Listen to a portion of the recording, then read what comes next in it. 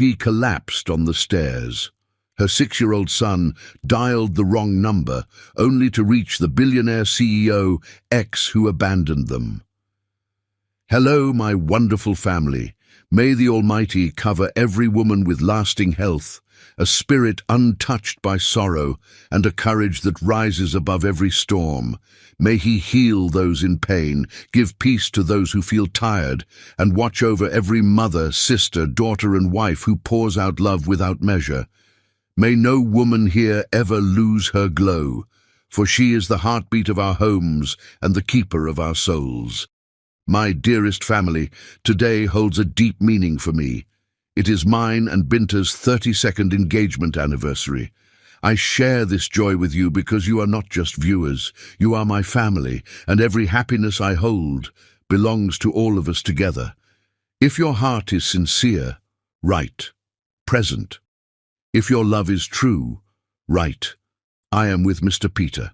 Desperation has a sound. It's the trembling voice of a child who doesn't understand why the grown-ups have stopped fighting and started crying. Olivia. Bent Cole's world ended on step 13 of her childhood home, her knees buckling as the final eviction notice slipped from fingers that had held too many rejection letters. Too many pink slips, too many promises that crumbled like ash. The foreclosure papers scattered around her like fallen leaves, each one marking another dream that poverty had devoured while she wasn't looking. 6 years. 6 years since Clayton Osgood had chosen Isabella Whitmore's family fortune over their love. 6 years since she'd discovered she was pregnant 3 weeks too late to tell him. 6 years of working herself to the bone while raising their son alone in a world that seemed designed to crush single mothers under the weight of impossible choices. "Mama!" Charles's voice cut through her haze of defeat. Her 6-year-old son stood in the doorway, his Superman backpack sliding off thin shoulders, brown eyes, Clayton's eyes, wide with the kind of fear that children shouldn't have to feel. "Mama, why are you on the floor?" She tried to answer, tried to summon the smile that had carried them through evictions and empty refrigerators and nights spent sleeping in their ancient Honda because the shelters were full. But the fracture in her left foot, the one she'd been ignoring for weeks because doctor visits cost money they didn't have, chose that moment to remind her that some pain couldn't be powered through with determination alone. The world tilted sideways as agony shot up her leg, and Olivia found herself looking at her son through a haze of tears and grinding bone-deep exhaustion that no amount of sleep could touch. "Charles, baby, I need you to call someone," she whispered, each word a monumental effort. "Call who, Mama?" "Anyone, someone who can help us." At 6 years old, Charles possessed the kind of serious intelligence that came from growing up too fast, from learning to read adult faces for signs of trouble, from understanding that when Mama worked 3 jobs and still couldn't pay rent, the world was a dangerous place where small mistakes had enormous consequences. He found Olivia's phone in her purse, its cracked screen reflecting the afternoon sunlight streaming through windows that would soon belong to strangers. His small fingers scrolled through her nearly empty contact list. Rosa, their friend who sometimes let them sleep on her couch. Dr. Peterson, Charles's pediatrician, and one entry labeled simply C that she'd never had the courage to delete. Clayton, the name she'd whispered in labor when Charles fought his way into the world. The ghost that haunted every birthday party where other children's fathers cheered from sidelines while she stood alone. The memory that turned every lullaby into a requiem for the family they should have been. "Mama, should I call the C person?" Charles asked, his finger hovering over the contact. Olivia's heart stopped. She'd saved Clayton's number 6 years ago when they'd been planning a future that included Sunday morning pancakes and Christmas trees and growing old together in a house filled with laughter. She'd never called it. Pride and heartbreak had seen to that. But she'd never deleted it either, keeping it like a scar that reminded her what love could cost. "I don't know, baby. That person might not remember us. But what if they do? What if they want to help? The faith in his voice broke something inside her chest. Here was her son, this beautiful boy who'd learned to tie his shoes and read bedtime stories and comfort his mother when she cried, suggesting they reach out to the man who'd walked away before Charles drew his first breath. "Okay," she whispered, because sometimes surrender was the only choice left. "Try calling." 300 miles away, in a gleaming Chicago conference room overlooking the river, Clayton Osgood was orchestrating the most important deal of his career. $2 billion hung in the balance as lawyers shuffled contracts and executives nodded at his every word. His phone buzzed against the mahogany table, unknown number, and he almost declined the call. But something made him answer. "Clayton Osgood, please help us." The desperate cry of a child exploded through the speaker, causing 20 suits to look up in surprise. "My mama fell down and she's hurt, and I don't know what to do." "Slow down," Clayton said, his billionaire composure cracking as something familiar stirred in his chest. "What's your name?" "Charles. Charles Bent Cole. My mama needs help, and you're the only person in her phone who might answer." "Bent Cole." The surname hit Clayton like a physical blow. In the background, barely audible but unmistakable, came the broken sob of a woman whose voice had haunted his dreams for 6 years. "Olivia," he whispered, and 20 powerful men watched their untouchable CEO's face crumble like a man witnessing the resurrection of the dead. "Is that my mama's name? She won't talk to me, and there's blood on her foot, and Charles, listen to me very carefully. Can you tell me exactly where you are?" "The old house. Mama said this used to be her house when she was little like me. The mailbox says 1247 Maple Street." Clayton knew that address. He'd found it in property records during his desperate 3-year search for Olivia, but by the time he'd gotten there, the house had been sold, and the new owners had no information about where she'd gone. "I'm coming to get you both. Stay on the phone with me, okay? But please hurry. I'm really scared." Clayton was already standing, grabbing his keys, while $2 billion in contracts sat forgotten on the mahogany table. "Tell me about your mama, Charles. Is she breathing?"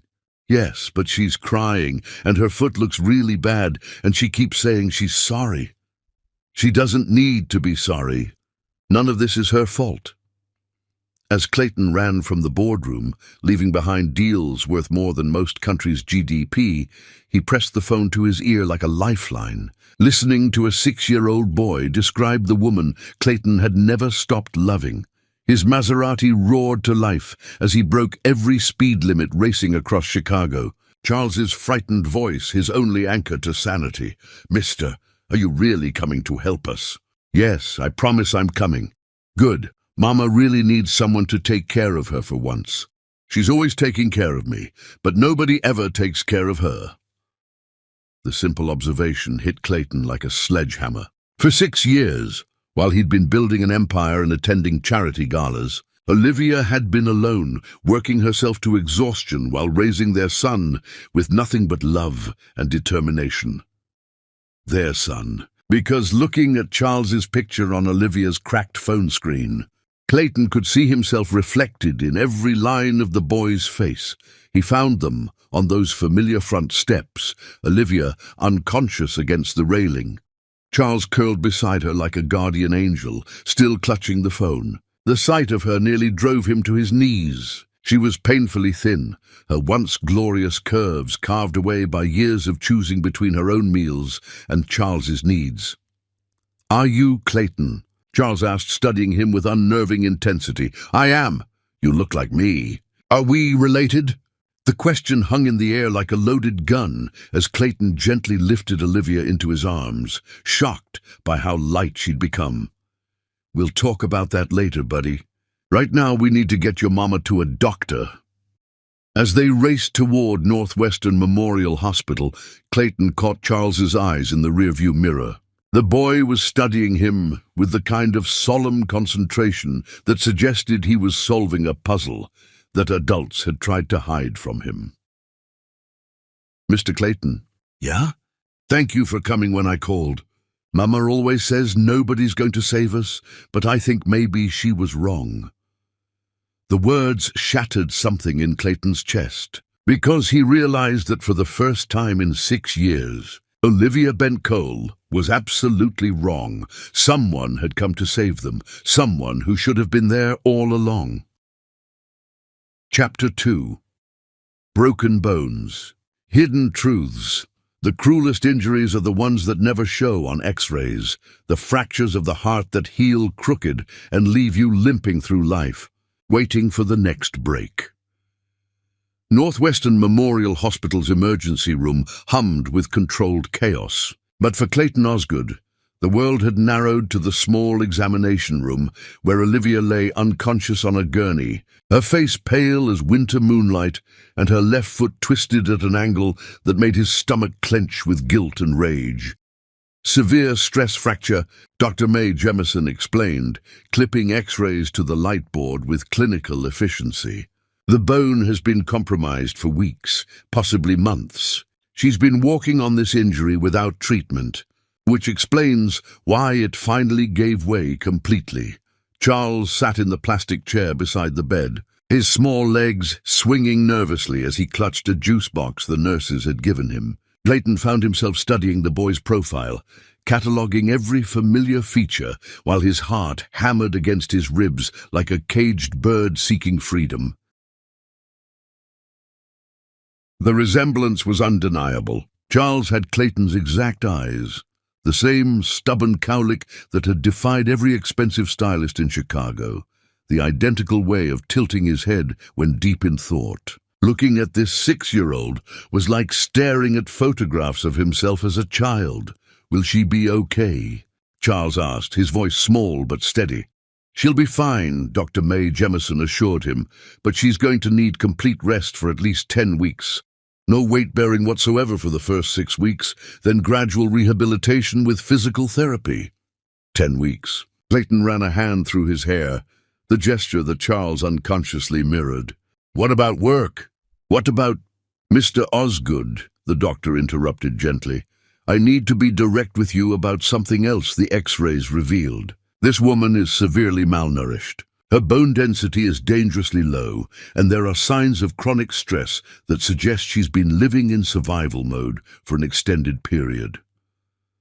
The words hit Clayton like physical blows. While he'd been closing multi-million-dollar deals and collecting trophies for his business acumen, Olivia had been slowly starving herself to keep their son fed. "She works really hard," Charles said matter-of-factly, apparently noticing Clayton's stricken expression. "She cleans offices at night and serves food during the day, and sometimes she types things on the computer for people. She says 3 jobs means 3 times more money for important things like my school supplies and good food." 3 jobs? Clayton's voice came out rougher than he intended. "Uh-huh. And she's really good at making a little bit of food go a long way. Like we can make a can of soup last for 2 days if we add lots of water and crackers. Mama calls it stretching our blessings." Each innocent revelation was another nail in Clayton's chest. Soup stretched over 2 days. 3 jobs, stretching blessings. While he'd owned 3 homes and more cars than he could drive, his son had been learning that love could be measured in carefully rationed spoonfuls of broth. "Charles," Dr. Mae Jemison said gently, "can you tell me where you and your mama have been living?" "There are lots of different places. Sometimes we stay with Rosa, but her apartment is really small and has too many people already. Sometimes we sleep in our car, but Mama makes it fun by telling me stories about adventures. And sometimes we get to stay at the shelter downtown, which has really good soup and people who read to kids." Clayton felt something murderous rise in his throat. Shelters, cars. His son, because Charles was his son, he was absolutely certain now, had been homeless while Clayton owned a penthouse worth more than most people would see in 10 lifetimes. "But Mama always makes sure I have somewhere safe to sleep," Charles continued with fierce loyalty. "She says home isn't a place, it's wherever we're together. And we're always together, so we're always home." The simple philosophy of love triumphing over circumstances hit Clayton like a sledgehammer. This 6-year-old had been raised to find joy in homelessness because his mother had somehow made love and security out of nothing but determination and sacrifice.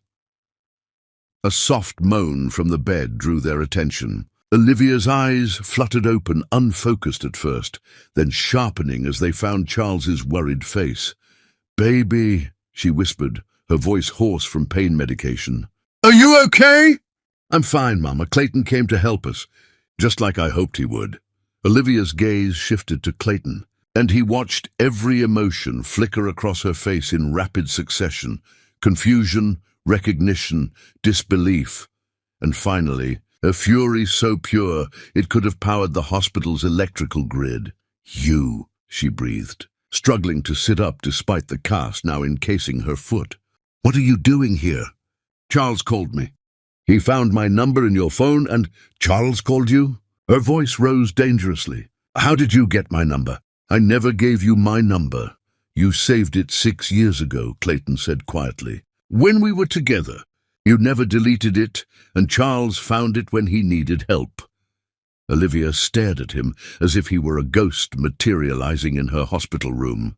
"That's impossible. You chose Isabella. You chose her family's money over us." "I never chose Isabella over you." "Then why didn't you answer when I called? Why didn't you respond to my letters? Why did your assistant tell me you'd moved on and didn't want to be bothered with calls from desperate ex-girlfriends?" The pain in her voice cut through Clayton like broken glass. "What calls? What letters? What assistant?" "Margaret something. She worked at your company. She made it very clear that you wanted nothing to do with me or my pregnancy." Clayton's blood turned to ice. "Olivia, I never had an assistant named Margaret, and I never received any calls or letters from you. I would never—" "Stop!" Olivia's voice cracked with 6 years of suppressed anguish. "Just stop lying to me. You made your choice. You married her. I didn't marry Isabella. I broke our engagement 3 years ago." The words hit the room like a physical force. Olivia went very still, her face cycling through confusion, hope, and something that might have been terror. "That's not possible." "Charles," Clayton said gently, "would you like to go get some ice cream from the cafeteria? I saw a whole freezer full downstairs. Can I really? Mama usually says ice cream is for special occasions." "Today is very special," Clayton assured him, handing the boy a $20 bill. "Take your time picking a flavor." After Charles left, practically bouncing with the rare luxury of choosing his own treat, Clayton pulled his chair closer to Olivia's bed. "I need you to listen to me very carefully," he said. 3 years ago, I hired 5 different private investigators to find you. I spent over $300,000 searching for any trace of where you'd gone after you disappeared. They all came back with nothing, like you'd vanished completely from the face of the earth. I didn't disappear. I was here, in Chicago, working at Jimmy's Diner on Michigan Avenue, cleaning offices in the Loop, babysitting for families in Lincoln Park. I know that now. Someone made sure I'd never find you, and they made sure you'd never reach me. Who would do that? Clayton pulled out his phone, scrolling to a folder marked Web Investigation. I'm going to show you something, but I want you to prepare yourself. What we discovered about Isabella's family, it's worse than either of us imagined. He showed her bank records, surveillance photos, recorded phone conversations, evidence of a conspiracy so elaborate and cruel it seemed like something from a thriller novel. The Whitmore family hadn't just interfered with their relationship. They'd systematically destroyed it to protect their own financial interests.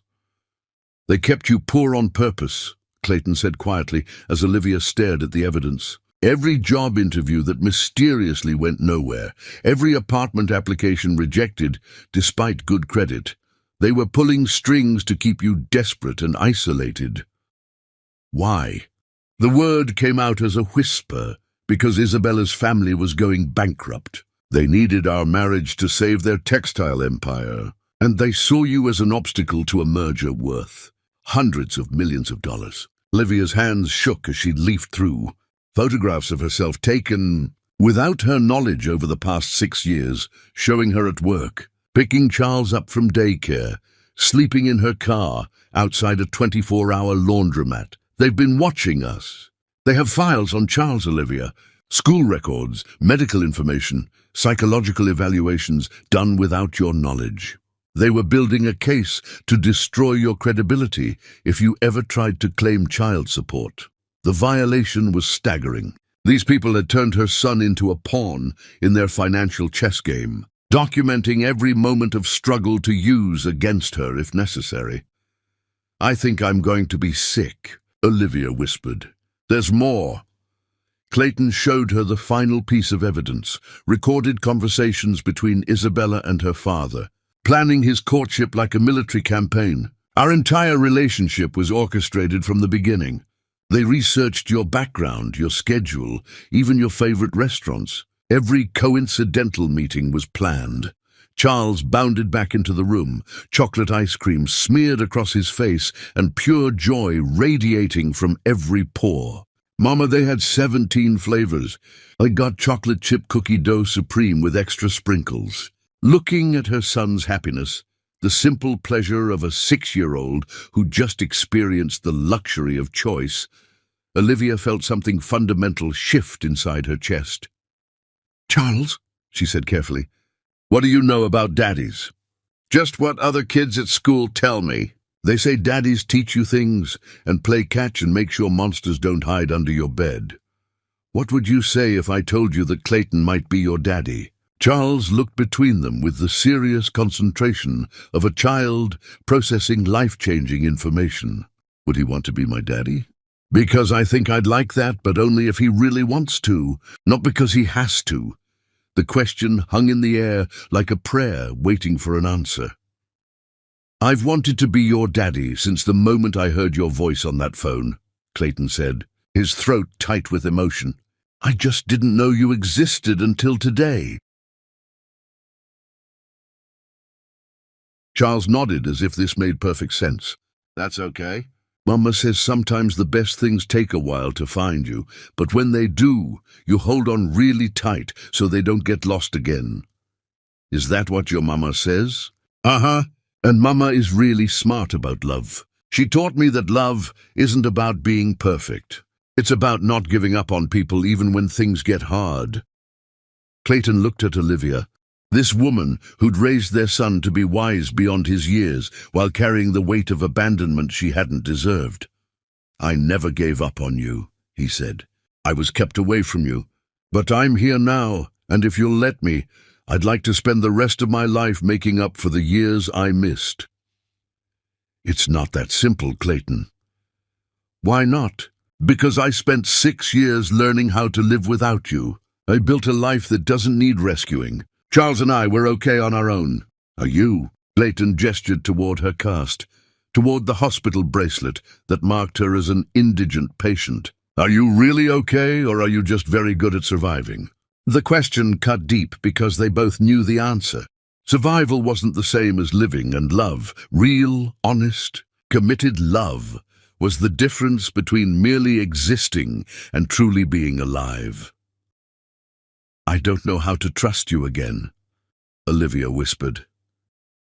"Then let me show you. Let me prove that this time I'm not going anywhere. What about your business, your life, all those important things that matter more than us?" Clayton pulled out his phone and without hesitation typed out a message to his board of directors. "Effective immediately, I'm taking an indefinite leave of absence. Personal family matters require my full attention." He hit send and showed her the screen. "The only thing that matters is sitting right here in this room." For the first time in 6 years, Olivia Bencole allowed herself to hope that maybe, just maybe, love could find a way to heal what money and lies had broken. But hope, she'd learned, was the most dangerous emotion of all. Chapter 3. Eyes Don't Lie. Recognition doesn't always arrive with trumpets and revelations. Sometimes it whispers through genetics, speaking in the curve of an ear and the stubborn angle of a cowlick that refuses to be tamed. Clayton's penthouse felt like a museum after the chaos of the hospital. all glass and steel and carefully curated emptiness that had never known the sound of children's laughter or the comfortable disorder that came with actual living. But as Charles explored the space with wide-eyed wonder, everything about Clayton's sterile sanctuary suddenly seemed like a mausoleum to a life unlived. "Wow," Charles breathed, pressing his face against the floor-to-ceiling windows that offered a panoramic view of Chicago's skyline.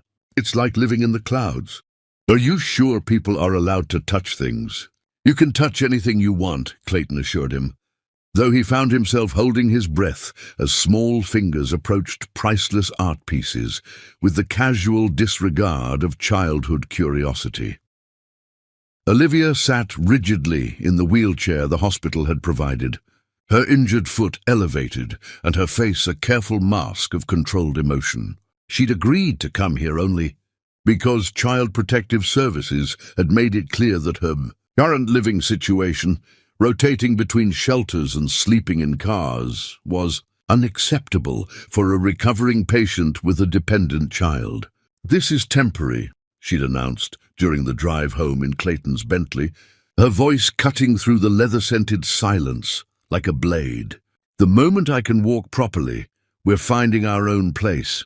Charles, don't wander around touching expensive things," she called now, watching her son discover a world of privilege he'd never imagined. "But Mama, look." Charles had found Clayton's entertainment system, his eyes wide as he took in the massive television and sophisticated sound equipment. "It's like a movie theater. Do rich people watch cartoons on screens this big? We're not here to watch television. We're here because I can't walk, and we have nowhere else to go." The bitterness in her voice made Clayton's chest ache. She was right to be angry. He understood that, but the wall she was building between them felt impenetrable. "Let me show you to your rooms," he offered, pushing her wheelchair himself when she stubbornly refused his help. The master suite had been prepared by his housekeeper, Mrs. Chen, with the kind of thoughtful touches that money could buy: fresh flowers, luxurious linens, and a bathroom stocked with everything Olivia might need during her recovery. But she looked around the opulent space like it was a beautiful prison. "Charles can sleep with me," she said immediately. "Actually, I thought he might like his own room. There's a guest bedroom right next door." And Mrs. Chen set it up with some things a kid his age might enjoy. Charles had already wandered down the hallway, drawn by curiosity, and his excited squeal echoed back to them. "Mama! Mama, come see. It's like a toy store." Despite her determination to remain coldly distant, Olivia allowed Clayton to push her wheelchair to what had been a sterile guest room just hours earlier. Mrs. Chen had transformed it into a 6-year-old's paradise, complete with age-appropriate books, educational toys, and even a small desk perfect for homework. "This is really all for me?" Charles asked, running his fingers along a detailed train set that must have cost more than Olivia made in a month. "If you want it," Clayton said, watching the boy's reaction carefully. "But I don't understand. You don't even know me." The innocent observation hit Clayton like a physical blow. "You're right," he thought. "I don't know you, and that's the greatest tragedy of my life. Sometimes people like to do nice things for other people," Clayton said carefully, "especially when those people have been very brave." "Brave how?" "Taking care of your mama when she needed help. Calling for help when you were scared. That takes real courage." Charles considered this seriously, then looked at Olivia. "Mama, is it okay if I play with these toys?" Olivia's face was a battleground of emotions, gratitude warring with pride, desperation fighting independence. Finally, she nodded. "You can play with them while we're here. But remember, we're just visiting." As Charles dove into exploring his temporary treasure trove, Clayton noticed him pause at a small mirror on the dresser. The boy stared at his reflection, then turned to study Clayton's face with the kind of intensity that made adults uncomfortable. "You have the same color eyes as me," Charles observed with scientific precision. "I do. And your hair does that funny thing in the front where it sticks up, even when you try to make it flat." Clayton's hand automatically went to his cowlick, the same stubborn lock of hair that had defeated every expensive stylist in Chicago. It's always done that. Mine too. Mama tries to fix it with water and that goopy hair stuff, but it never stays down. Charles continued his visual comparison with the thoroughness of a detective, cataloguing similarities with the matter-of-fact observation skills of a 6-year-old who'd learned to notice details, the shape of their ears, the way they both squinted slightly when concentrating, the identical arch of their eyebrows. "We look like we could be related," Charles said suddenly. The statement hung in the air like a loaded gun. Olivia went very still in her wheelchair, and Clayton felt his heart stop beating for several long seconds. "What makes you think that?" Clayton asked carefully. "Because you look like me, but grown up? Not exactly the same, but like how I might look when I'm big. And you knew where to find us, even though Mama didn't tell anyone we were at the old house." The logic was devastatingly simple and absolutely correct. Clayton knelt beside Charles, bringing them to eye level. "Charles, what do you know about daddies? I know some kids have them and some kids don't. Mama says some families are different and that's okay. She says my daddy wasn't ready to be a daddy when I was born. But that doesn't mean anything's wrong with me." The explanation hit Clayton like a sledgehammer.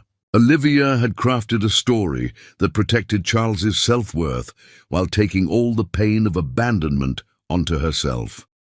"What do you think a daddy would do?" Clayton asked gently. "I think he'd want to take care of me and Mama. I think he'd teach me important things and help me when I have problems I can't figure out by myself.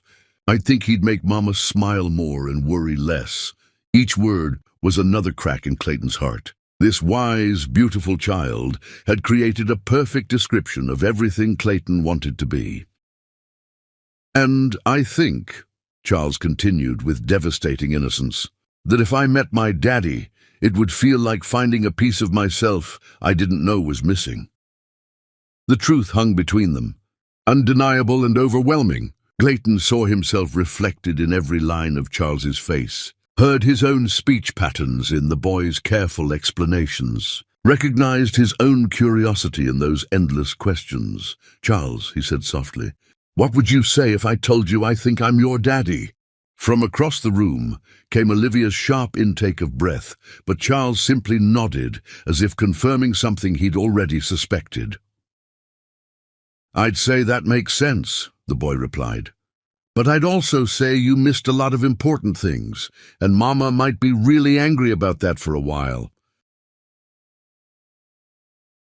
The understatement was delivered with 6-year-old wisdom that cut straight to the heart of their situation.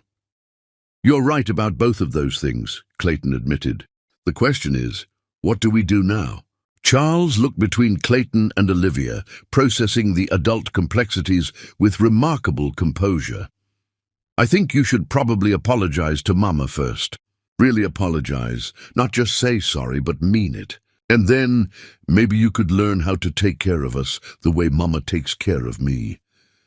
"How does she take care of you?" "She makes sure I eat even when she's not hungry. She reads me stories, even when she's really tired. She works really hard at jobs she doesn't like, so I can have good things. She never gives up on me, even when I make mistakes." The simple catalogue of maternal devotion brought tears to Clayton's eyes. "That sounds like a very good mama. She's the best mama in the whole world. But she gets really sad sometimes, especially at night when she thinks I'm sleeping. She looks at pictures on her phone and cries." "Pictures of what?" "I think they're pictures of you. She always hides them when I come in the room, but I saw them once. You were younger, and you looked really happy together." The revelation that Olivia had kept photos of them, that she'd grieved their lost love in private while being strong for their son, shattered something fundamental in Clayton's chest. "Charles," Olivia said quietly from across the room, "why don't you wash your hands for dinner?" "Okay, Mama, but can I ask one more question?" "What?" "If Clayton is my daddy, does that mean we get to be a real family now?" The innocent hope in his voice filled the room like sunlight, illuminating all the broken places that love might heal if they were brave enough to try. I don't know, baby, Olivia whispered. Real families are complicated. Not really, Charles said with the matter-of-fact wisdom of childhood. Families just love each other and don't give up, even when things get hard. That doesn't sound very complicated to me. Sometimes the most profound truths come wrapped in the simple observations of a child who sees the world not as it is, but as it could be. Chapter 4. Learning to Stay. Love isn't a feeling that strikes like lightning. It's a choice made every morning when you wake up and decide that this person, this complicated, beautiful mess of a life, is worth fighting for. The smoke alarm's piercing shriek at 6:15 in the morning was Clayton's first indication that his attempt at breakfast had gone spectacularly wrong. Again. Oh no! Charles shouted from the kitchen doorway, but his voice carried more excitement than alarm. At 6 years old, he found adult incompetence endlessly entertaining. Clayton, the pancakes are on fire. The pancakes, if they could still be called that, resembled charcoal briquettes more than breakfast food. Smoke billowed from Clayton's expensive non-stick pan while he frantically waved a dish towel at the screaming alarm, trying to silence the mechanical protest that would undoubtedly wake Olivia. What in God's name? Olivia's voice cut through the chaos as she maneuvered her wheelchair into the kitchen, her hair tousled from sleep and her expression cycling from alarm to exasperation. Clayton, what are you doing to my son's breakfast? Making pancakes, he said defensively, still battling the smoke alarm. Or trying to. It looks like you're trying to burn the building down, Charles observed helpfully, climbing onto his usual stool to get a better view of the disaster. Maybe pancakes are harder than they look? Turn off the burner. Open the windows and stop waving that towel around like you're surrendering to breakfast, Olivia instructed, with the patience of someone who dealt with kitchen disasters before.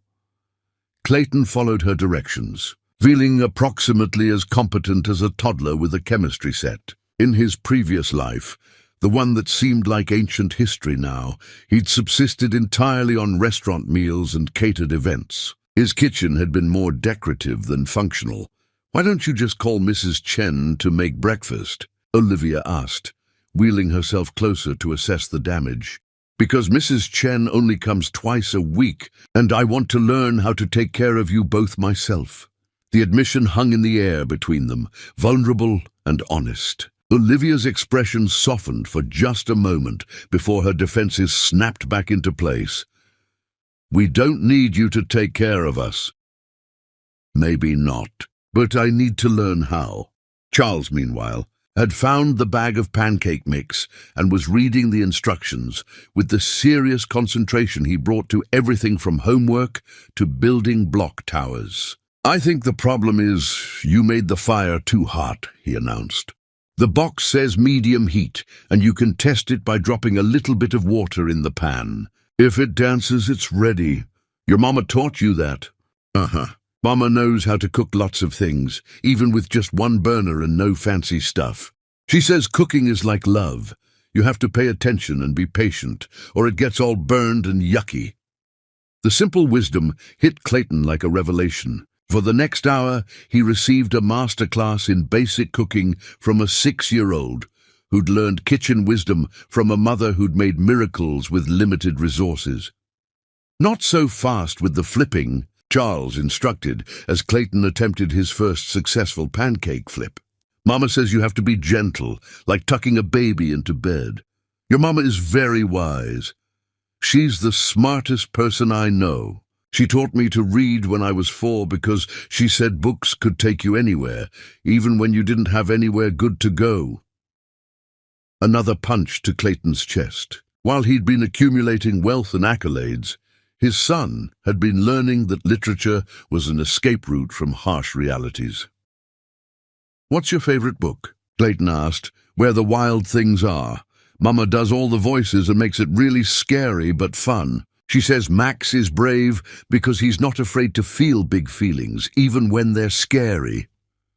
I'd like to hear her read it sometime. You could read it to me tonight if you want, but you have to practice the voices first. Because the wild things sound different from regular people. Deal. They ate breakfast together at the kitchen table. Slightly lopsided, but actually edible pancakes that tasted like victory to Clayton and probably like charity to Olivia. Charles chattered about his plans for the day, filling the silence with the kind of comfortable noise that made the massive penthouse feel like a real home. "Can I help you make lunch too?" Charles asked when his plate was clean. "After you brush your teeth," Olivia said automatically. "I'll show him where everything is," Clayton offered. As they walked toward the guest bathroom, Charles slipped his small hand into Clayton's with the unconscious trust that children give to adults they've decided are safe. The contact sent an electric shock through Clayton's entire system. This was his son, his child, choosing to trust him despite everything. "Clayton?" Charles said as they stood side by side at the bathroom sink, both brushing their teeth. Are you going to stay with us?" The question, muffled by toothpaste, was the most important one Clayton had ever been asked. He rinsed his mouth carefully, buying time to find the right words. "Do you want me to stay?" "Yeah, but more important, do you want to stay?" Because Mama says wanting to do something is different from having to do something. People who have to do things usually get tired and leave. The wisdom in that observation was staggering. At 6 years old, Charles had already learned to distinguish between obligation and genuine desire, probably because he'd witnessed too many adults make promises they couldn't keep.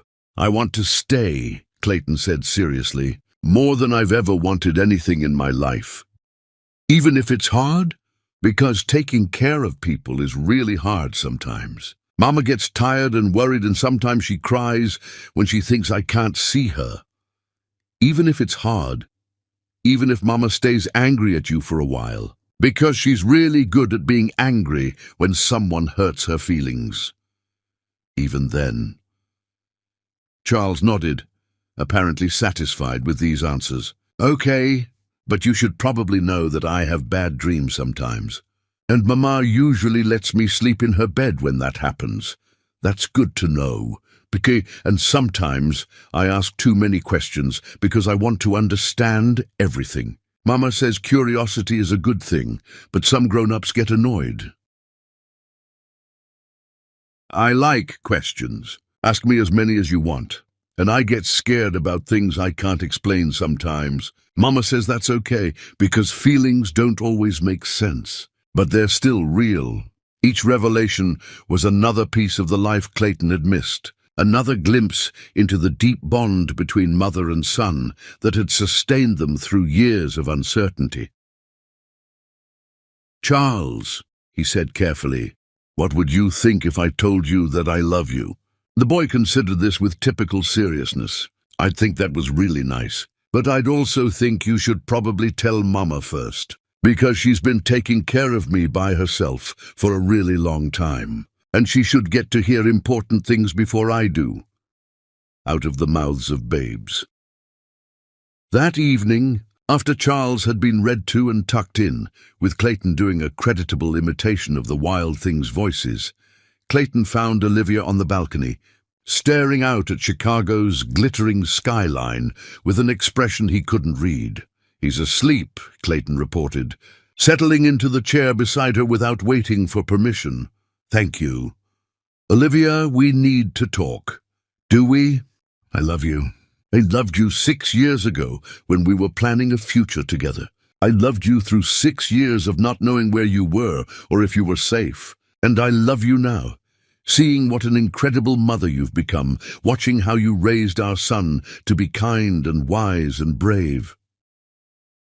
She was quiet for so long, he thought she wouldn't respond. When she finally spoke, her voice was barely audible.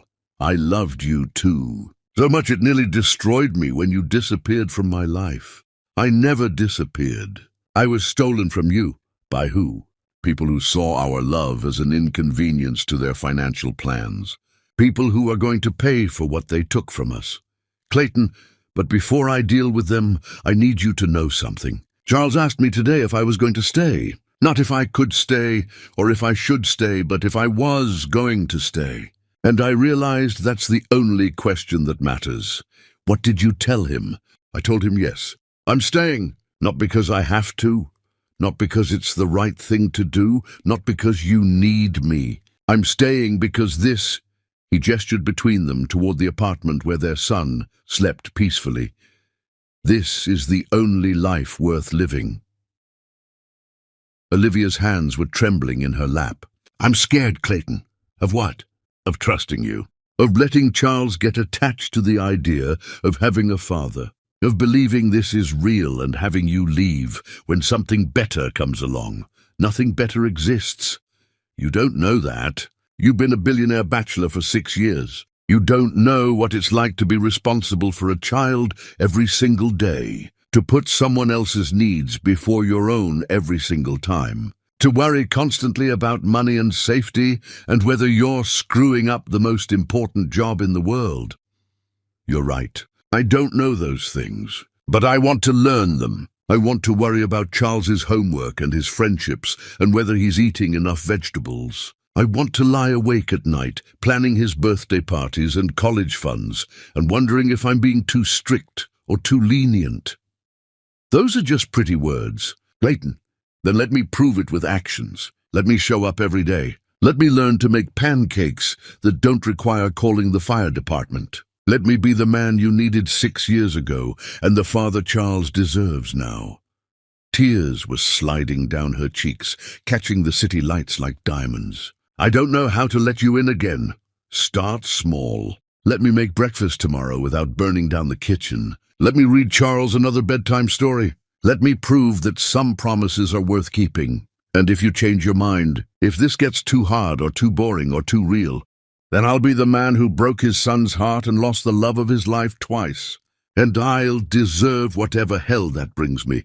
The honesty in his voice seemed to reach something deep inside her. Some carefully guarded place where hope lived, despite every reason to abandon it. I still love you, she whispered.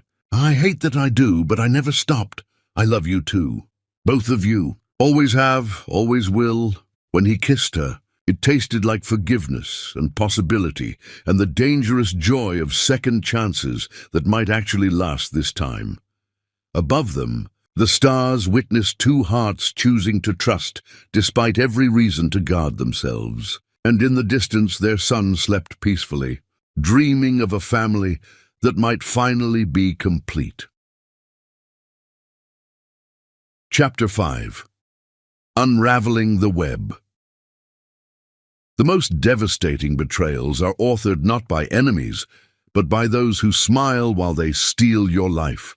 One carefully orchestrated lie at a time, David Webb had the weathered face of a man who'd spent 25 years excavating secrets that powerful people preferred to keep buried. He sat across from Clayton's mahogany desk at dawn, a thick manila folder between his hands, and an expression that suggested Clayton wasn't going to enjoy what he'd uncovered. You're going to want to pour yourself something strong for this, Webb said without preamble. It's 6:30 in the morning. Trust me, you'll need it. Clayton remained standing at his office window, looking out at the Chicago skyline that had once felt like his kingdom and now felt like a stage where he'd been performing someone else's script for 6 years. Tell me, he said. Webb opened the folder and pulled out the first photograph, Isabella. Whitmore entering Clayton's office building. Timestamped 6 years and 2 months ago. This was taken the morning after you had that fight with Ms. Bent Cole.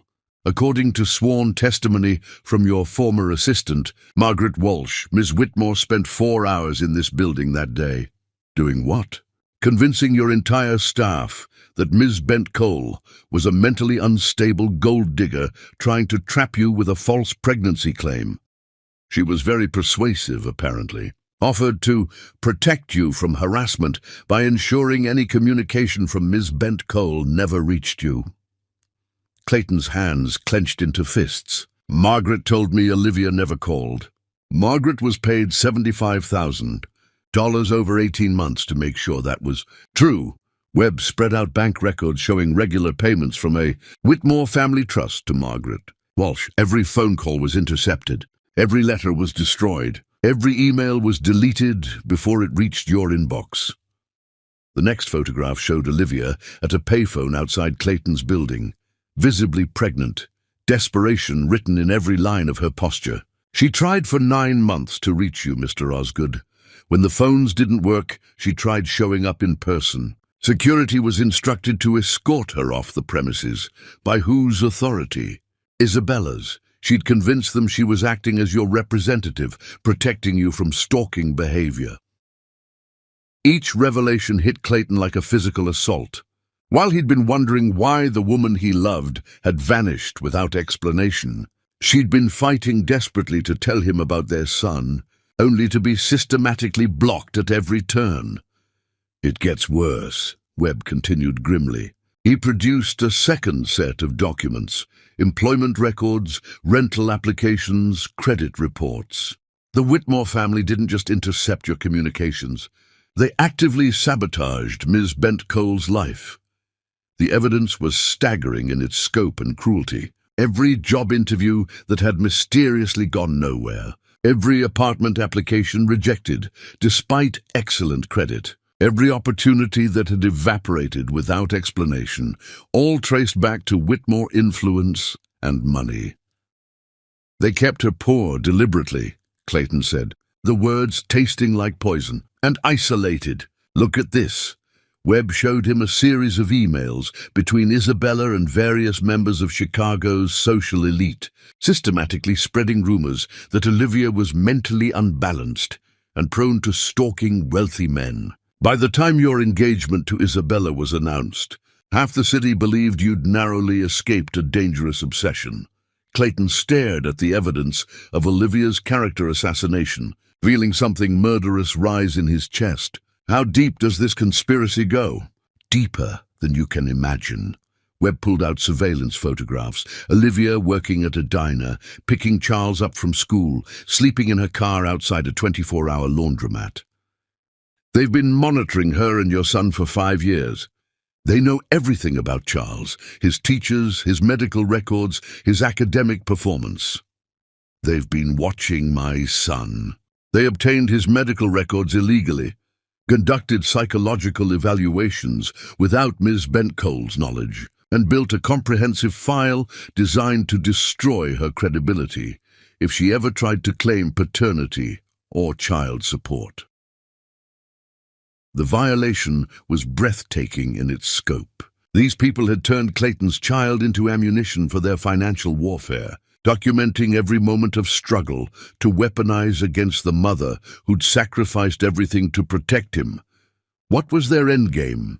Total control. If Ms. Bent Cole ever surfaced with inconvenient claims about your son, they were prepared to have Charles removed from her custody on grounds of parental unfitness. They have 5 years of documentation showing unstable housing, periods of homelessness, and what could be spun as neglect. Neglect caused by the poverty they engineered. Exactly. They created the conditions they planned to use against her. Clayton felt sick. What about my relationship with Isabella? Was any of it real? Your entire courtship was a calculated campaign. Webb produced a USB drive. Recorded conversations between Isabella and her father, planning your seduction like a military operation. They researched your preferences, your schedule, your vulnerabilities. Every chance encounter was choreographed. How long were they planning this? From the moment they identified you as a solution to their financial problems, the Whitmore textile empire has been hemorrhaging money for 8 years. They needed your wealth to survive, and they saw Ms. Bent Cole as an obstacle to a merger worth $500 million. Clayton thought about the elaborate courtship, the seemingly perfect compatibility, the way Isabella had appeared in his life at exactly the right moment to comfort him after losing Olivia. None of it had been coincidence. All of it had been manipulation. What about the wedding that never happened? Called off when they realized you were actively searching for Ms. Bent Cole, Isabella's father decided it was too risky to Proceed with a groom who might abandon the marriage if his ex-girlfriend ever surfaced with inconvenient truths. So they made sure she'd never get that chance. They made sure she'd never get close enough to threaten their investment in you, but they kept the surveillance active as insurance. Clayton studied the evidence of his stolen life, his stolen family, 6 years of Olivia raising their son alone while believing he'd chosen wealth over love. The rage building in his chest was unlike anything he'd ever experienced. "I want them destroyed," he said quietly. "Legal channels will take time, but the case is solid. Financial fraud, conspiracy, identity theft, illegal surveillance, falsification of documents. They're looking at federal charges that could put them away for decades." How long? 6 months to build an airtight case. Maybe less if Margaret Walsh continues cooperating. She's willing to testify in exchange for immunity. And proving the truth to Olivia? The evidence speaks for itself. Question is whether she's ready to hear it. Clayton thought about Olivia's carefully constructed walls, the pain in her eyes, the way she held herself apart from him, like someone who'd learned that hope was the cruelest emotion of all. Learning the truth might heal her, or it might shatter her completely. A soft knock interrupted his thoughts. Charles peeked around the office door, his hair still damp from his morning bath, and his small face bright with curiosity. "Clayton, Mama says breakfast is ready. She made real pancakes because she said you're a menace to breakfast foods everywhere." Despite everything, Clayton smiled. "I'll be right there, buddy." Charles lingered, studying Webb with the frank interest that 6-year-olds brought to new people. "Are you Clayton's friend?" "I work for him," Webb said carefully. "What kind of work?" "I find out true things when people lie about important stuff."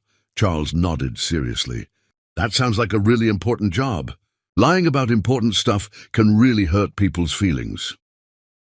After Charles left, Webb gathered his materials with practiced efficiency. "Smart kid. Too smart. He figured out I was his father before I had the courage to tell him. What are you going to do about the Whitmores?" Clayton looked at the evidence of the conspiracy that had cost him 6 years of his son's life, watching Olivia struggle in poverty while believing she'd been abandoned by choice. The people responsible were going to pay for every tear Charles had seen his mother cry, every night they'd slept in their car, every moment of suffering their greed had caused. "I'm going to make sure they never hurt another family the way they hurt mine." Through legal channels? Exclusively legal channels. I won't have Charles caught in the crossfire when this comes out, and Ms. Bent Cole deserves to know the truth. But she also deserves to decide how she wants that truth revealed. Webb nodded and headed for the door. "One piece of advice. Don't make the same mistake Isabella made. Don't decide what's best for her without asking what she wants." As the investigator left, Clayton remained at his window, watching Chicago wake up to another day of ordinary dreams and private battles. Somewhere in the city, Isabella Whitmore was probably planning her next move, unaware that her house of cards was about to collapse. But upstairs, Charles was eating pancakes and asking endless questions, while Olivia pretended she wasn't softening toward the man who'd once broken her heart and was now desperately trying to prove he deserved a second chance. The truth could wait another day. His family, fragile as it was, complicated as it was, could not. Chapter 6. The Price of Truth. Sometimes the cost of redemption is everything you thought you wanted, and the reward is everything that actually matters. The Palmer House ballroom sparkled like a jeweled cave. Chicago's most powerful people gathered for the annual Children's Foundation Gala, an event that raised millions for disadvantaged youth while allowing the privileged to feel virtuous about their wealth. Clayton stood at the entrance in his perfectly tailored tuxedo, looking every inch the billionaire philanthropist while planning to detonate his entire social world. Isabella appeared at his side before he'd taken 10 steps, radiant in emerald silk that probably cost more than most families spent on housing. Her diamond necklace caught the chandelier's light like captured fire, and her hand on his arm felt like beautiful poison seeping through expensive fabric. "Darling," she purred, Her voice pitched for intimate conversation despite the crowd around them. I was beginning to think you'd forgotten about tonight. I never forget important occasions. Something in his tone made her study his face more carefully. You seem different tonight, more focused. Do I? It's quite attractive, actually. Success suits you. Her laugh tinkled like breaking crystal.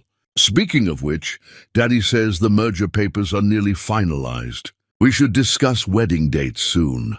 Clayton nearly choked on his champagne. Wedding dates? Don't be coy, darling. Whitmore Textiles and Osgood Industries joining forces. It's going to be the business marriage of the decade. Literally.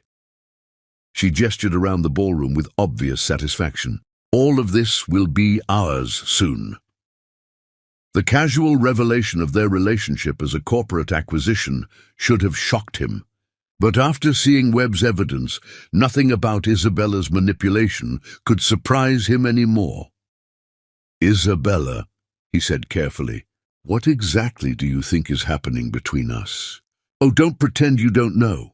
The contracts, the merger, our engagement, it's all been planned for months. Daddy's lawyers have been working with yours since Christmas. My lawyers haven't mentioned any merger to me, haven't they? How strange. Her smile was razor-sharp. Well, I suppose they wanted it to be a surprise. Men do love their surprises. Clayton felt the familiar sensation of being maneuvered by someone who'd made deception into an art form. But tonight, he had his own surprise planned. Ladies and gentlemen, the master of ceremonies announced from the small stage, we have a special presentation this evening. Mr. Clayton Osgood has asked to address you about family, truth and responsibility in our community. Isabella's grip on his arm tightened like a claw. Clayton, what are you doing? Something I should have done 6 years ago. The crowd quieted as Clayton made his way to the podium, accepting the microphone with hands that were steadier than they had any right to be. 500 faces looked up at him expectantly. His business partners, social peers, the architects of the world that had conspired to keep him separated from his son. Good evening, he began, his voice carrying clearly through the ornate space. I want to tell you about my son. The murmur that rippled through the audience was immediate and electric. Isabella's face had drained of all color. His name is Charles, Clayton continued, and he's 6 years old. He has my eyes and my stubborn cowlick and the kind of curiosity that turns simple conversations into philosophical discussions. He's brilliant and kind and braver than I'll ever be. And until 2 weeks ago, I didn't know he existed. The murmur became a roar. Phone cameras appeared, discreet at first, then openly. By morning, this would be trending on every social media platform in Chicago. I didn't know he existed, because 6 years ago, when his mother tried to tell me she was pregnant, those calls were intercepted. When she wrote letters, they were destroyed. When she tried to reach me in person, she was turned away by security, acting on orders they believed came from me. Clayton found Isabella in the crowd. She was backing toward the exit, panic replacing her usual composure. The conspiracy was elaborate, well-funded, and devastatingly effective. It cost me 6 years of my son's life. It cost his mother 6 years of struggling alone, working multiple jobs, sometimes sleeping in her car to ensure Charles had food and shelter. It cost Charles 6 years of having a father who loved him. The ballroom had gone completely silent. This wasn't typical charity gala entertainment. I'm sharing this with you tonight because I want to be absolutely clear about who I am and what I value. Some of you have been part of my life for years. You've invested in my companies, trusted me with your business, welcomed me into your homes. I want you to know that starting tomorrow, I will be a different man with different priorities. Clayton looked directly at Richard Whitmore, who sat red-faced and furious at a prime table near the stage. I will be spending my time, energy, and resources on my family. I will be learning to be the father my son deserves and the partner his mother needed 6 years ago. If that makes me unsuitable for your business ventures or social circles, I understand completely and accept the consequences." He set the microphone back on its stand and walked off the stage. The silence followed him until he reached the ballroom doors, where it exploded into chaos behind him. His phone started buzzing before he reached the valet stand. Calls from investors, business partners, reporters who smelled blood in the water. He turned the device off and slipped it into his pocket. The drive home through Chicago's glittering streets felt like traveling between two different worlds. Behind him lay everything he'd spent 15 years building: wealth, status, power, the respect of people whose approval had once seemed like the only currency that mattered. Ahead lay something infinitely more valuable and terrifyingly uncertain. He found Charles and Olivia in the living room, engaged in what appeared to be an epic board game battle involving dragons and medieval strategy. Charles looked up when Clayton entered, taking in the formal tuxedo with impressed eyes. "You look really fancy," the boy observed. "Was your party fun?" "It was educational," Clayton said, loosening his bow tie with relief. "Who's winning?" "Mama's beating me, but I'm learning her strategy. She's really good at thinking ahead." "Your mama is good at many things." As Clayton changed out of his formal wear, his phone, despite being turned off, somehow managed to convey the magnitude of the chaos he'd unleashed. The few glimpses he caught of social media showed his speech already viral, his stock price in free fall, and the business world reacting to his public confession with the kind of shocked disapproval usually reserved for financial crimes. Over the next week, the consequences became clear. His stock price plummeted 40%. Several major investors pulled their funding. The proposed merger with Whitmore Textiles was indefinitely postponed. Business partners who'd courted his favor for years suddenly found reasons to avoid his calls. By conservative estimates, his net worth had dropped by over $600 million. But when he came home each evening to find Charles teaching him chess strategy while Olivia watched with something that might have been fondness, Clayton realized he'd never felt wealthier in his life. "How much trouble are you in?" Olivia asked quietly one evening, while Charles was absorbed in a puzzle. "Financially? Quite a bit. Socially? I'm probably persona non grata in most circles. Do you regret it?" Clayton looked at her, really looked at her, taking in the way the lamplight caught the gold threads in her dark hair, the careful intelligence in her eyes, the strength that radiated from every line of her body despite everything she'd endured. "Ask me again in 20 years, he said, "when Charles is grown and confident and knows without question that he's loved. When you trust me enough to believe that some promises are worth keeping. When we've built something real together out of the wreckage of what we lost." For the first time since he'd found them on those front steps, Olivia smiled, a real smile, soft and wondering and full of dangerous possibility. 20 years is a long time, she said. "I've got nowhere else I'd rather be." Charles looked up from his puzzle with the solemn expression he wore when processing important adult information. "Does this mean you're staying with us forever?" "If your mama will have me." "Mama?" Charles turned to Olivia with hopeful eyes. "Can we keep him?" The simple question hung in the air like a prayer. Olivia looked between Clayton and their son, seeing the future reflected in both their faces, complicated, uncertain, but built on love instead of lies. "We'll see," she said, but her voice carried something it hadn't held in 6 years. Hope. Chapter 7.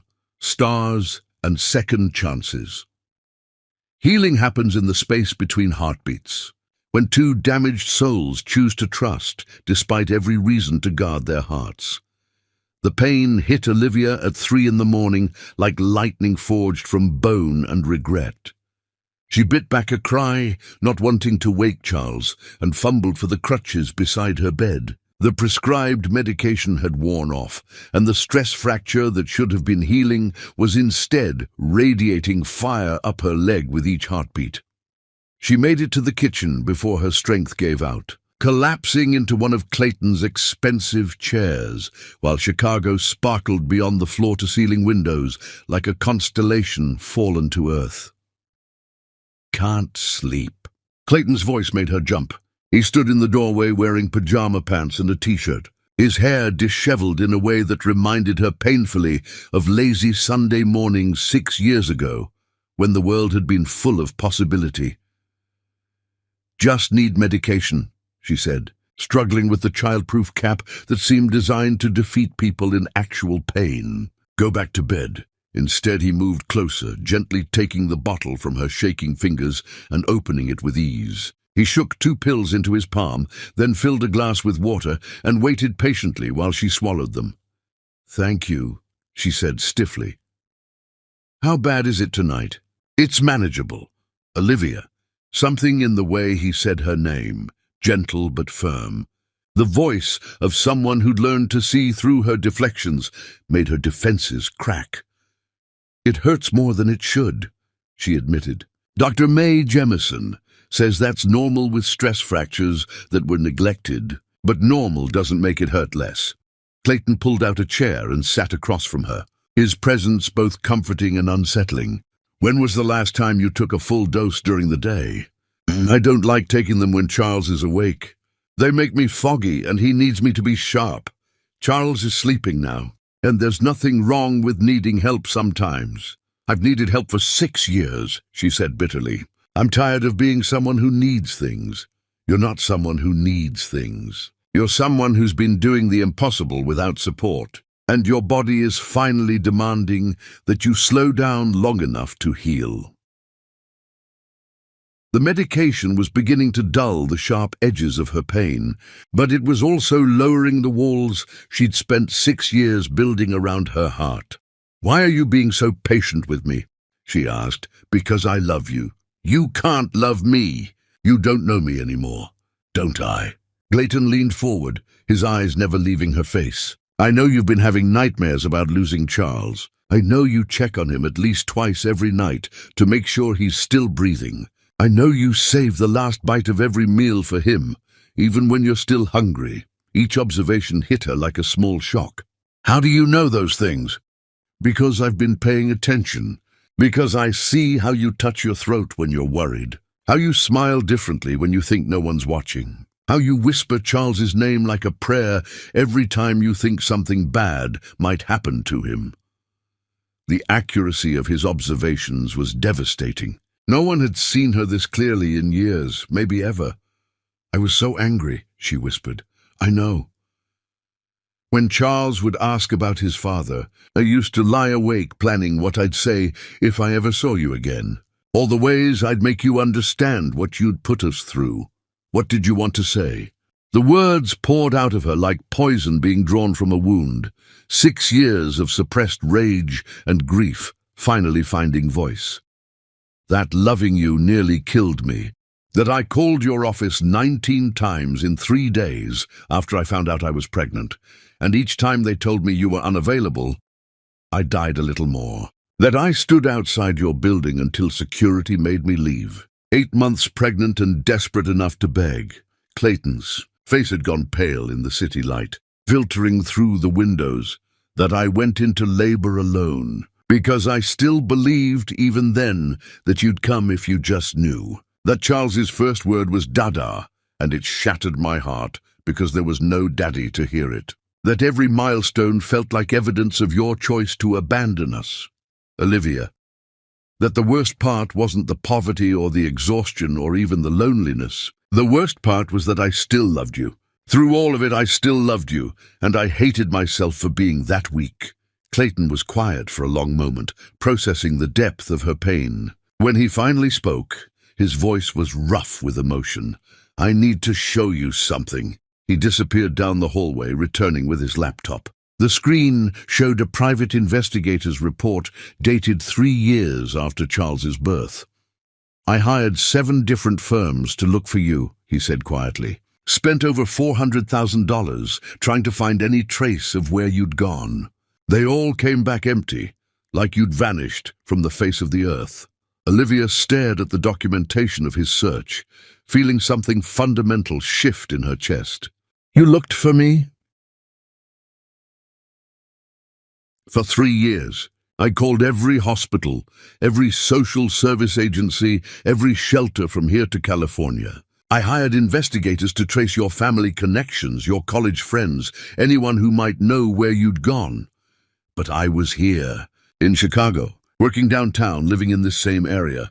I know that now. The investigators were being fed false information, told you'd moved to Portland, that you'd married someone named Audrey, that you'd specifically requested no contact from your past. Who told them that?" Clayton showed her more documents, bank records revealing payments from Whitmore accounts to 3 different investigation firms. "They made sure I'd never find you, and they made sure you'd never reach me. We were kept apart deliberately. The evidence was overwhelming and infuriating.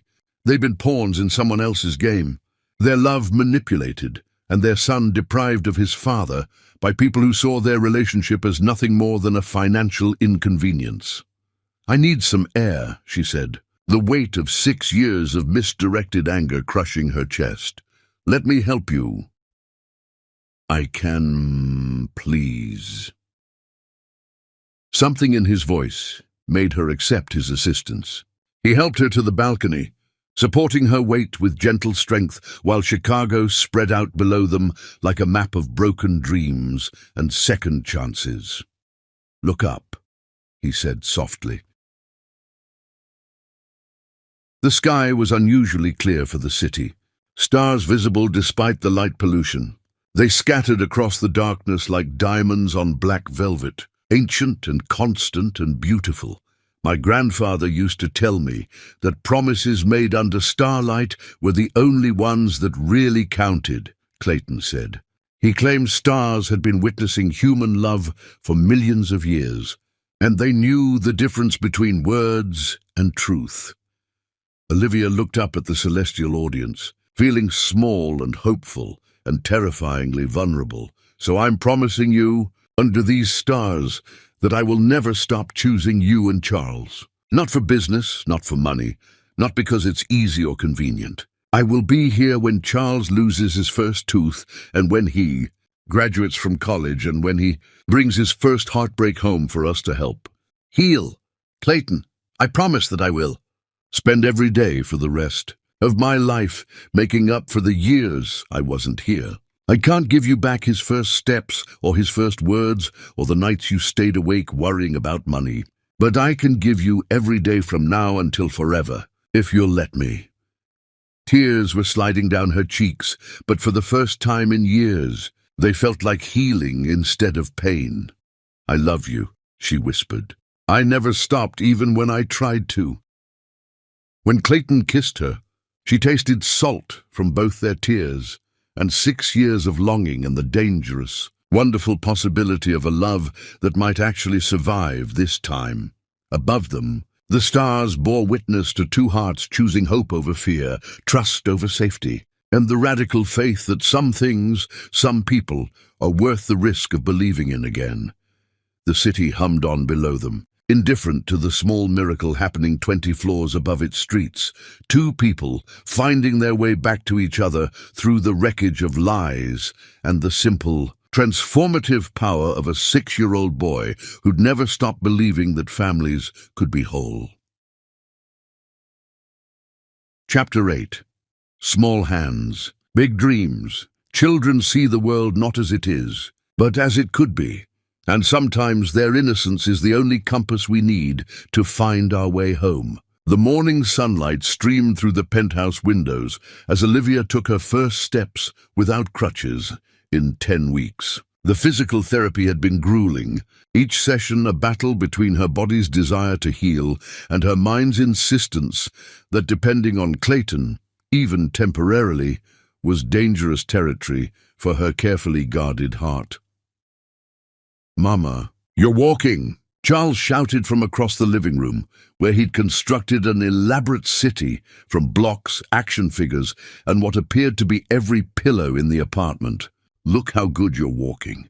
Olivia smiled, marveling at the absence of sharp pain, the freedom of movement that felt like emerging from a long, complicated dream. Dr. Mae Jemison says I'm officially healed. Does that mean we have to leave now? The question stopped her cold. In the kitchen doorway, Clayton had gone very still, his coffee mug halfway to his lips. What do you mean, baby? Well, you said we were only staying here until you got better. And now you're better, so... Charles's voice trailed off. His 6-year-old logic creating a scenario that none of the adults had wanted to address directly. Olivia looked at Clayton, seeing her own uncertainty reflected in his face. They'd been living in a bubble of temporary domesticity, but Charles's healing had always been the unspoken deadline for decisions they'd been avoiding. Charles, she said carefully, what would you like to happen? I'd like us to stay together, all three of us, like a real family. We are a real family, sweetheart. But families can live in different ways.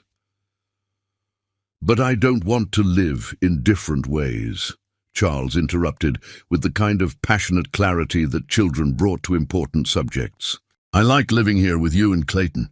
I like eating breakfast together and playing games after dinner and having someone read me stories who does all the voices right.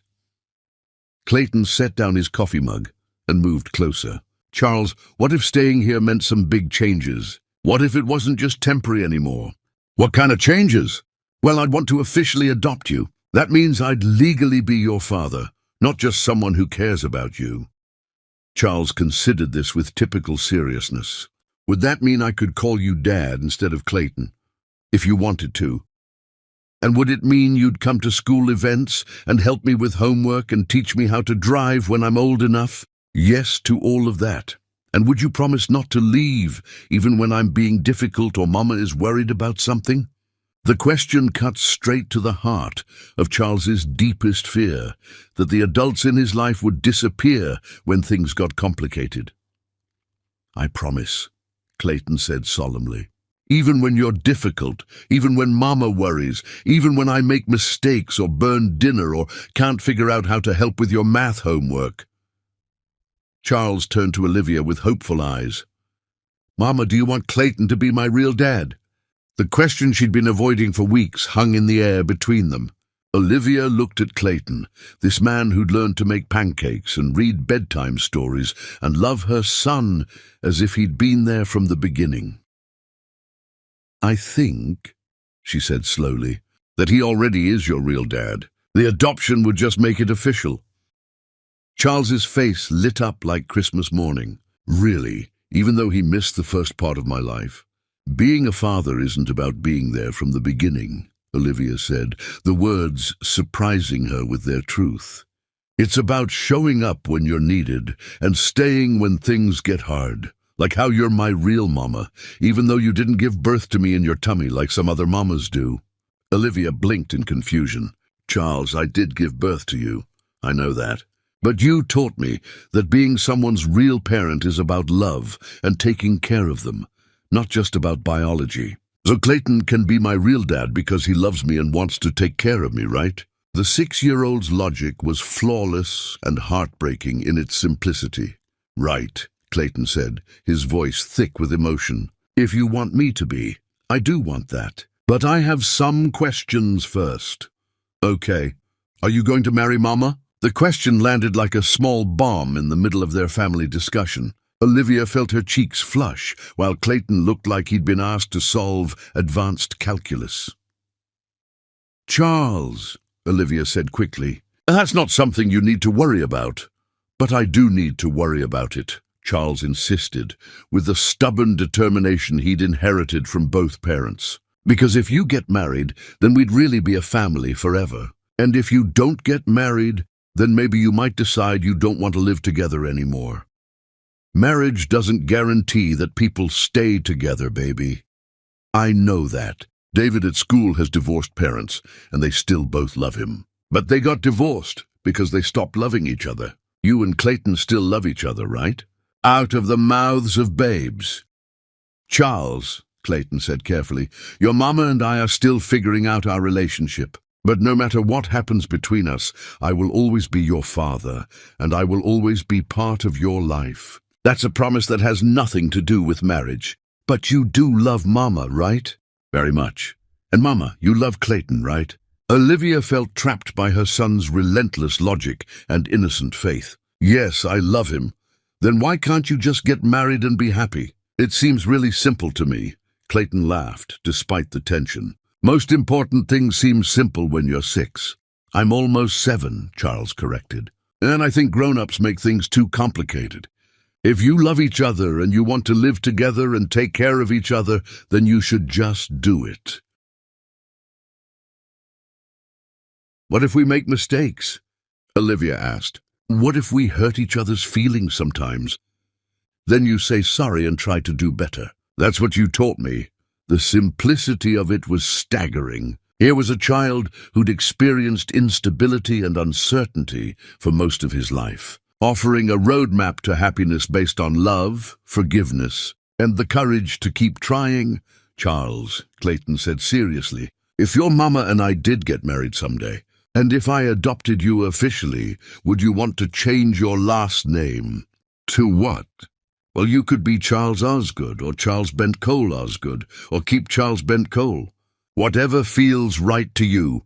Charles thought about this with the gravity of someone choosing a superhero identity. I think I'd like Charles Bent Cole Osgood. That way I have pieces of both of you, and everyone will know I belong to both of you.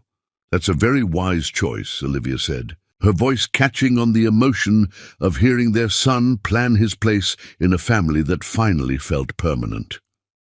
So, when are you getting married? Charles asked, with the matter-of-fact expectation that decisions, once made, should be acted upon immediately. Charles, Olivia laughed. Oh, you can't just decide that we're getting married. Why not? You love each other. I want us to be a family, and Clayton wants to adopt me. What else do you need to decide? Clayton knelt down to Charles's level, bringing them eye to eye. Your mama needs to know that she can trust me completely. That's going to take time. How much time? However long she needs. Charles turned to Olivia with the expectant look of someone waiting for a reasonable timeline. Mama, how long do you need? Put on the spot by her 6-year-old, surrounded by the evidence of the life they'd built together over the past 10 weeks. Olivia felt her carefully constructed fears crumbling under the weight of simple truth. I don't know, she said honestly, but maybe we could start with seeing what it feels like to make this official. The 3 of us living together, building something real, like a trial run, Charles asked. Like a commitment, Clayton corrected. To you, to this family, to figuring out how to love each other the right way.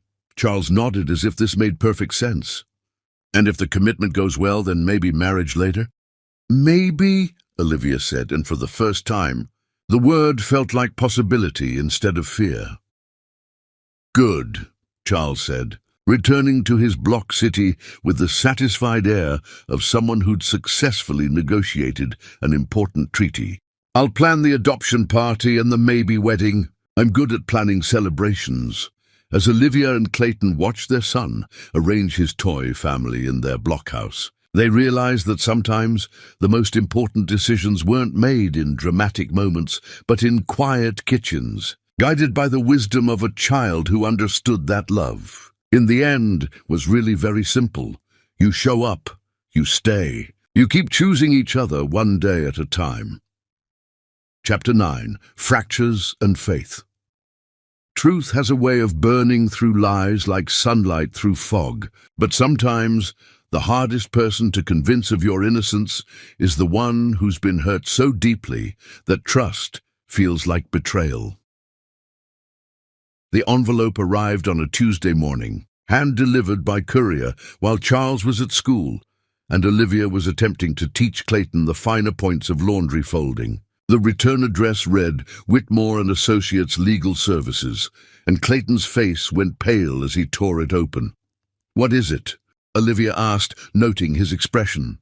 Clayton read the documents twice before answering, his jaw tightening with each page.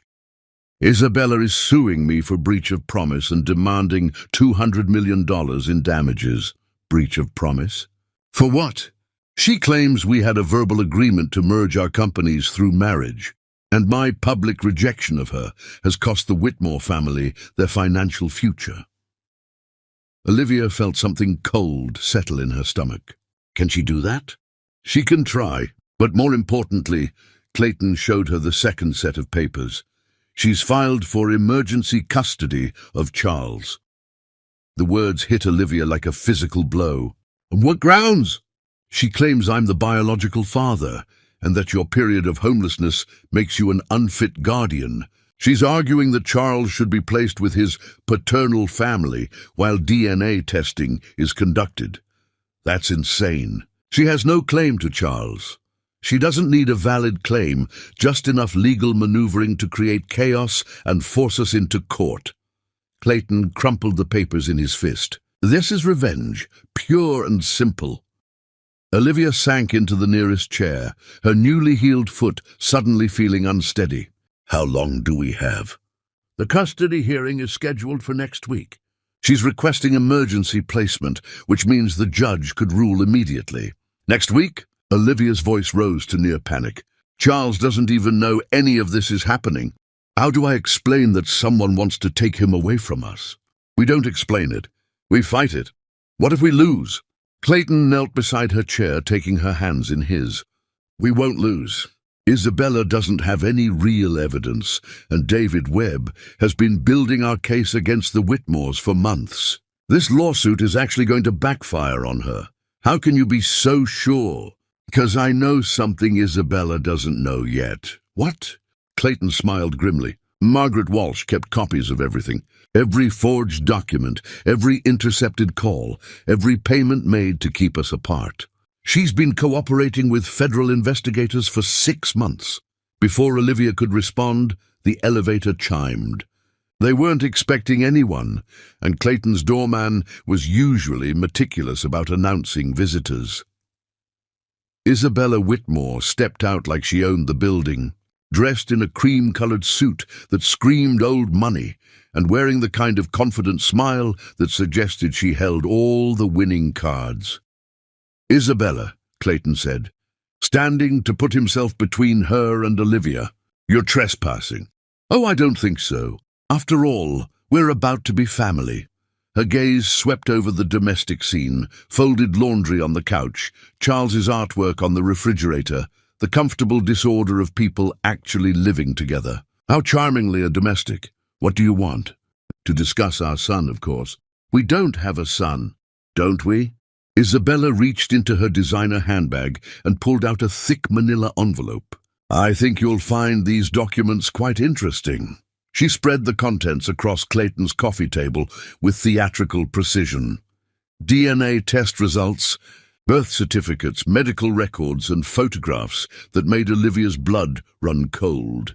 This, Isabella said, pointing to a birth certificate dated 6 months ago, is Charles Whitmore Osgood, born at a private clinic in Geneva. My son, our son. That's impossible, Olivia said.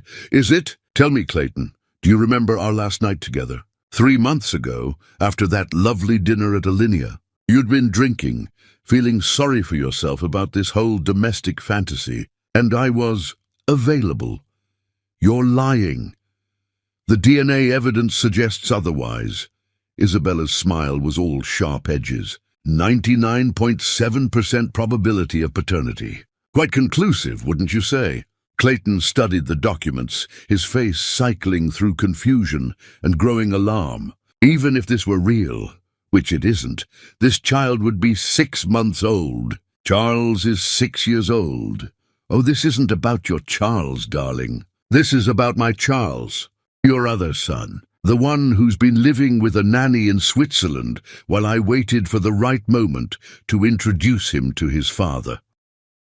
The words hit the room like a bomb. Olivia felt the world tilt sideways as the implications crashed over her. You're saying Clayton has another child, she whispered. I'm saying Clayton has been living a double life, playing house with you while maintaining his real relationship with me. That's not true, Clayton said desperately. Olivia, you have to know that's not true. But Olivia was staring at the photographs spread across the table. Images of Clayton entering and leaving hotels, dining with a blonde woman whose face was carefully obscured, embracing someone in what looked like intimate moments.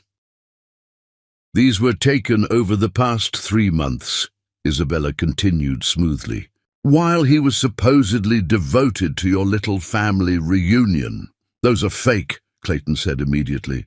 Staged photos using body doubles. Are they?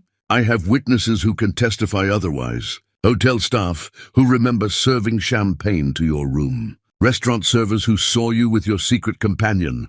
Olivia felt something breaking apart inside her chest. The photos looked real. The hotel settings were authentic, and the timeline coincided with Clayton's supposed business trips.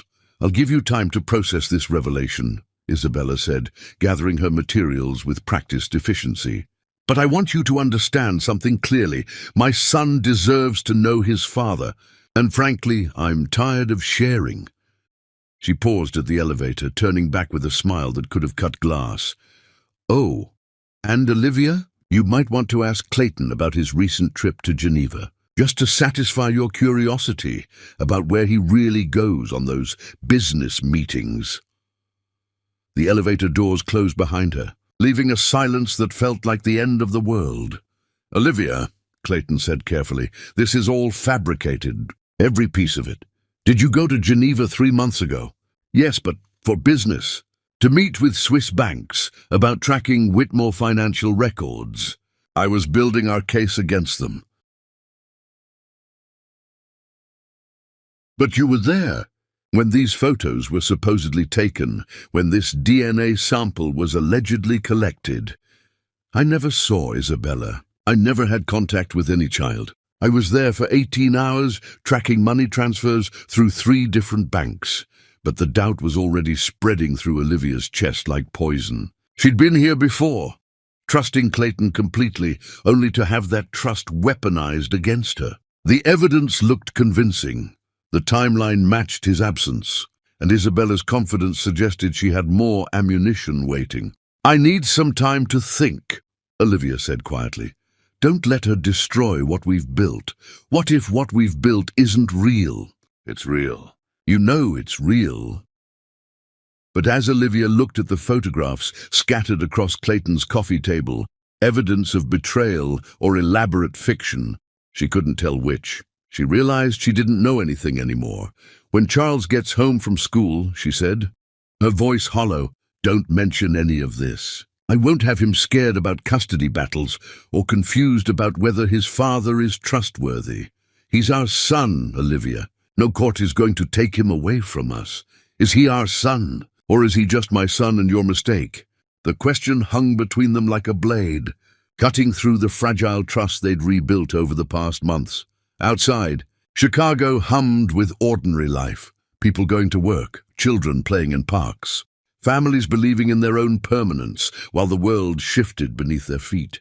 But inside Clayton's penthouse, a 6-year-old boy's future hung in the balance, while the adults who loved him tried to separate truth from lies and wondered if love alone was strong enough to survive when the past came calling with legal documents and impossible choices. Chapter 10. New Foundations. Love doesn't always arrive with symphonies and sunsets. Sometimes it simply settles into the quiet spaces between fear and hope, and decides to stay. The DNA results arrived 72 hours later, hand-delivered by Clayton's attorney at dawn. Olivia watched from the kitchen doorway as he read the documents, his face cycling through relief, vindication, and something that looked like rage. Completely fabricated, he said without looking up. The lab technician was paid to falsify results using samples from 2 unrelated people. Isabella's son doesn't exist. The birth certificate is a forgery. The medical records are fake. And the Swiss clinic has no record of any child born to Isabella Whitmore. And the photographs. Professional staging company. The woman in the images is an actress hired to create compromising scenes using camera angles and body doubles. Clayton finally met her eyes. It was all lies, Liv. Every single piece. The relief should have been immediate and overwhelming. But instead, Olivia felt something complicated settling in her chest. Not quite trust, not quite doubt, but a weariness that came from having hope weaponized against her too many times. How long did it take you to prove all this? 3 days. I had investigators working around the clock. 3 days. She moved to the coffee maker, needing something to do with her hands. Must have been expensive proving your innocence that quickly. I would have spent everything I own to clear this up. Would you? The question carried the weight of 6 years of abandonment, 10 weeks of careful rebuilding, and 3 days of wondering if she'd been fooled again by a man who seemed too good to be true. Yes, Clayton said simply, because you and Charles are the only things that matter, even when you weren't sure, even when you thought there might be another child who needed you. Clayton was quiet for a moment, understanding the deeper question she was asking. Are you asking if I would have chosen you even if Isabella's claims were real? I guess I am. The answer is yes. Even if there had been another child, I would have handled my responsibilities and I would have chosen you. Because what we have isn't about biology or obligation or who came first. It's about love. It's about the life we're building together. Charles wandered into the kitchen, his hair sticking up in 6 directions and his pajamas wrinkled from sleep. Are you guys having a serious talk? A little bit, Olivia said carefully. Good serious or bad serious? Good serious, I think, Clayton said, looking at Olivia hopefully. Charles climbed onto his usual stool and surveyed the adults with the kind of wisdom that 6-year-olds sometimes possessed. Is this about the mean lady who came here yesterday? You heard that? Clayton asked. I always listen when grown-ups are upset. Kids are good at knowing when something's wrong. Olivia felt something crack inside her chest. Of course Charles had heard. Of course he'd absorbed the tension and fear that had filled the apartment since Isabella's visit. Charles, she said gently, what would you think if things got complicated with our family? If people tried to make problems for us? I'd think that people who try to break up families are mean and probably scared of something. Scared of what? Scared that if other people are happy, it makes them look sad in comparison. The observation was startlingly mature for a 6-year-old, delivered with the matter-of-fact wisdom of someone who'd learned early to read adult emotions and motivations. But you know what I'd also think, Charles continued. I'd think that if we love each other and we stick together, then the mean people can't really hurt us, because love is stronger than being mean. Olivia looked at her son, this wise, beautiful boy who'd somehow emerged from years of instability with an unshakable faith in the power of love and family, and felt her carefully constructed walls crumble. You're right, she said. Love is stronger. So we're staying together, all 3 of us. Olivia looked at Clayton, at this man who'd learned to make pancakes and read bedtime stories and fight legal battles to protect their family, who'd given up a fortune to be here, who'd proven his love not with grand gestures, but with daily choices to show up, to stay, to keep choosing them. Yes, she said. We're staying together. Charles cheered and launched himself off his stool, creating an impromptu group hug that lasted until they were all laughing and the morning light filled the kitchen with the kind of golden warmth that made everything feel possible. Can we make this official? Charles asked when they finally untangled. Like really official with papers and everything? What kind of papers? Clayton asked. Adoption papers. And maybe wedding papers too, if you're ready for that. The suggestion hung in the air like a bridge between their complicated past and their uncertain future. Charles, Olivia said carefully, adoption and marriage are really big decisions. I know they are. That's why I've been thinking about them for weeks. You have? Uh-huh. And I decided that if Clayton wants to adopt me, and you want to marry him, and he wants to marry you, then we should just do it. Because we already act like a family, so we might as well make it real.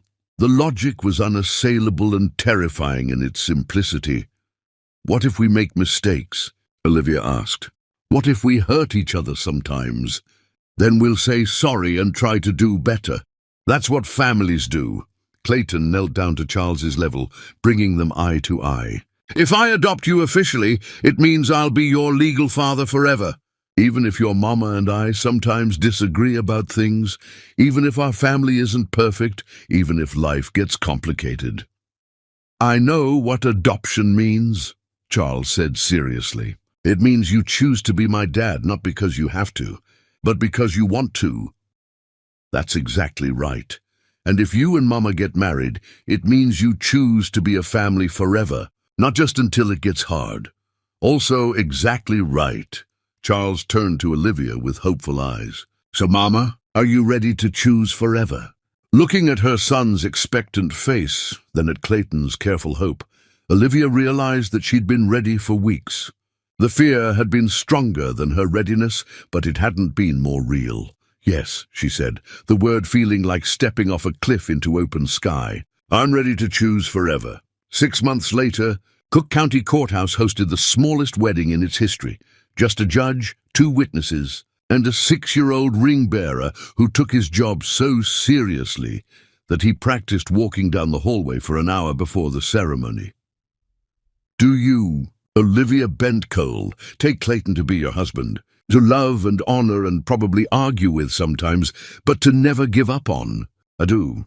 Do you, Clayton Osgood, take Olivia to be your wife, to support and cherish and definitely burn breakfast for occasionally, but to never stop trying? I do. And do you, Charles Bentcole Osgood, promise to be the best son ever and to help your parents remember that love is supposed to be fun? I do. Charles shouted, then whispered loudly, Did I do it right? The judge smiled. Perfect.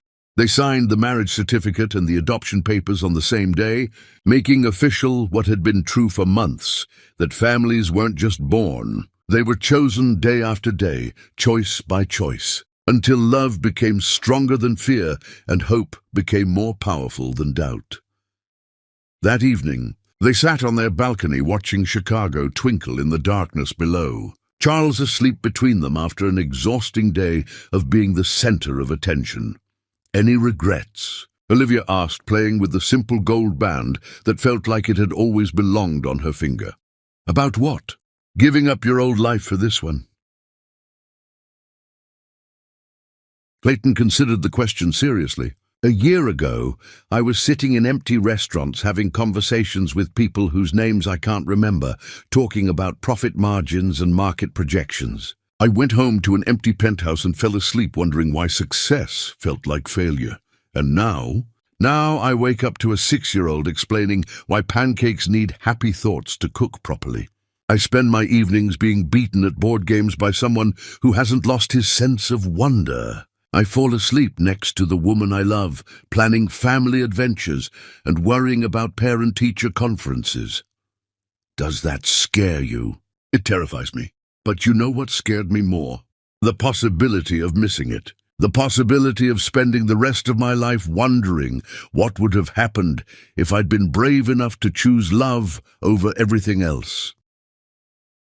Olivia curled closer to him, breathing in the scent of home and hope and hard-won happiness. I love you, Clayton Osgood. I love you too, Mrs. Osgood. Above them, the same stars that had witnessed their first tentative promises continued their ancient dance, blessing this small family that had found their way to each other through lies and heartbreak, and the simple miracle of a 6-year-old boy who'd never stopped, believing that love could make broken things whole. Their story hadn't been perfect. It had been interrupted by conspiracy and nearly destroyed by doubt, and saved by the radical faith that some things are worth fighting for, even when the fight seems impossible. But they'd survived because they'd chosen each other day after day, with patience and pancakes and the understanding that real love wasn't about finding someone perfect. It was about finding someone worth the beautiful, complicated work of building a life together. And in the end, that was enough. More than enough. It was everything.